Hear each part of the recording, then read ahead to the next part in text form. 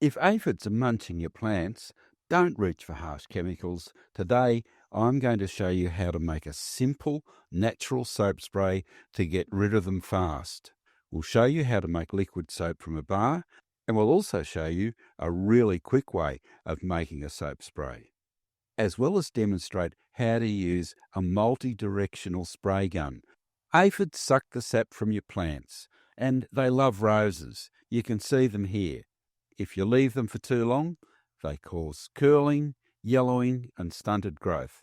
But a mild soap spray disrupts their outer coating, killing them without harming your plants or pollinators. What you'll need is a bar or a cake of mild soap, plain, no perfumes or antibacterial agents. For the quick and easy method, all you need to do is to have a bucket, some warm water, and your soap. Just keep that running gently. Wash your hands underneath the water, and just keep doing that until you have what is about 1 litre or a quart of liquid. We've got round about 1 litre there, or a quart if you like. You can see that it's nice and cloudy. That's ready to go into the spray bottle and then ready to spray straight onto the aphid. And that's for the quick and easy method. Here's the more complicated way. Grate around about 1 tablespoon of soap from that bar of plain soap. When you've done that, dissolve them in a cup of warm water, just stirring gently so the soap dissolves completely.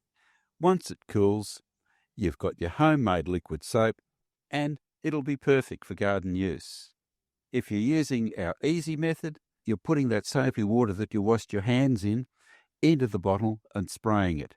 If you're using the more complicated method, you'll mix round about 1 teaspoon of your liquid soap to 1 litre or a quart of water. And of course, you can always use a store-bought liquid soap, such as the Castille Soap. And with this, you'd use 1 teaspoon of the liquid soap with 1 litre, 1 quart of water.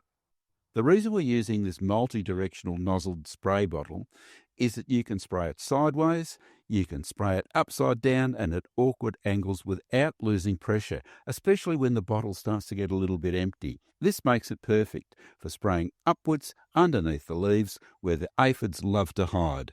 So we've also got an adjustable nozzle in here, which will allow us to adjust the spray from a fine mist spray to more of a pressure type spray. We tend to use the fine mist spray for the aphids. Before you spray the whole plant, always do a test first. Just try it on a few leaves on the plant and wait for 24 to 48 hours. If there's no damage, you're good to go. If there is damage, then you need to change your mixture. Usually less soap and less oil and less of anything else you've decided to put in. As for spraying, and remember we can do this as well, which is the idea. Underneath, we can also adjust the spray pattern. So we've got a finer spray like that.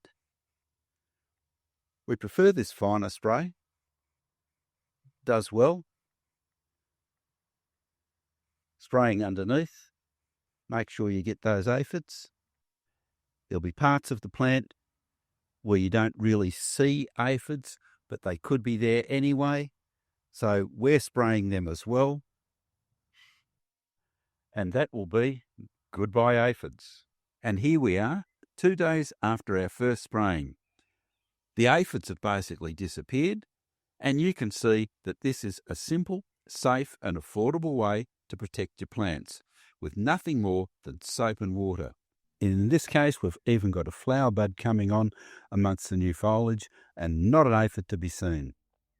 When you finish spraying, you really should empty the spray bottle.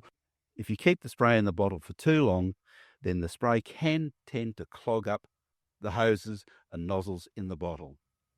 As for additives to the spray, there are lots of these that are often recommended. Vegetable oil, volatile oils like peppermint oil, and more.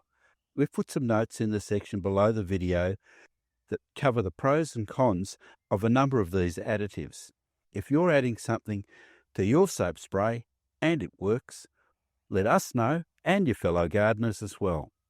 We'll be back with more gardening videos on treating a whole range of pests, removing weeds, growing vegetables, ornamentals, you name it. And as always, good luck with your gardening.